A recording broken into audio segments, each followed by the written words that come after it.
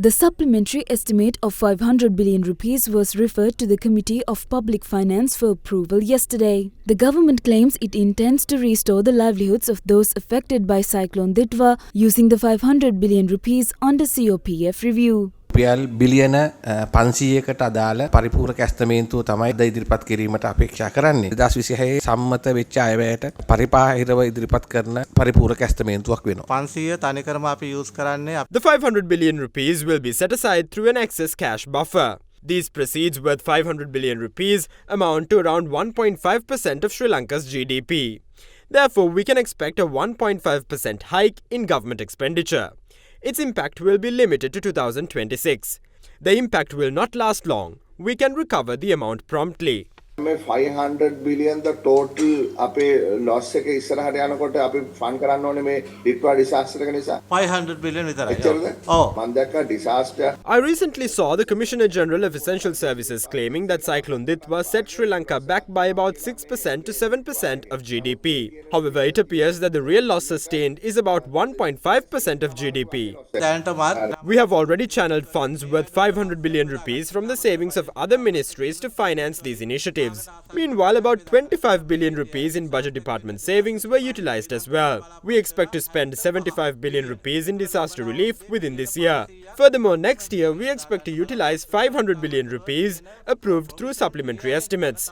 We will also rearrange existing provisions to make room for an expenditure of 100 billion rupees next year.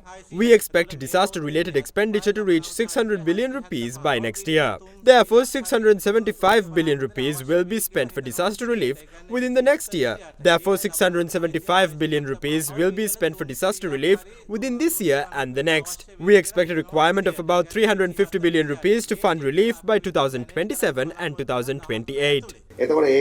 The government intended to fund a heap of capital expenditures including for health and education. Does this mean that the government intends to cut costs there and to make room here? Rebuilding Sri Lanka කියලා වෙනම fund එකක් හදනවා. ඒකට ලොකු capital එකක් එනවා. ඒක තමයි රජයේ විදියට ඇත්තටම බලාපොරොත්තු වෙන්නේ. ඒ ෆන්ඩ් එක හරහා වෙනමම කොටස් 7කට බෙදලා ඒ ඩෙවලොප්මන්ට් යන්න තමයි වෙනම බලාපොරොත්තු. මේ රීබිල්ඩින් ෆන්ඩ් එක ගැන කරුවා මන්ත්‍රීතුමා අමතුමා සඳහන් කරපු නිසා කවදාද රීබිල්ඩින් ෆන්ඩ් එක නීතිගත කරන්න පාර්ලිමේන්තුවට ඉදිරිපත් කරන්නේ? මොකද මේක රීබිල්ඩින් ශ්‍රී ලංකා කියලා ෆන්ඩ් එකක් දැනට නැහැ. ඔව් දැනට ඒක ජනාධිපති ලේකම් කාර්යාලයෙන් තමයි සභාපතිතුමා ඒක ඒ අදාළ වැඩ කටයුතු කරන්නේ. දැන් දින වකවානුව සම්බන්ධයෙන් කියන්න අමාරුයි. මම යෝජනා කරනවා අනිත් සභිකයන්ගේ අනුමැතිය සහිතව ඊළඟ පාර්ලිමේන්තු සැසිවාරයේදීම මේක සම්මත කරගන්න මේ උත්සාහ කරනවා. Subsequently, CoPF Chairman Dr. Harsha De Silva declared the supplementary estimate approved by the Committee of Public Finance. So then officially the Committee on Public Finance will approve supplementary estimate of LKR 500 billion, but make sure that we say that under the PFM Act there are certain legal conditions that need to be adhered to before we break the legally set limit of 13%. Meanwhile, Treasury Secretary Dr. Harshana Surya Peruma provided an update on the government's Rebuilding Sri Lanka Fund. On behalf of the Government of Sri Lanka, Ministry of Finance is grateful for the support and assistance.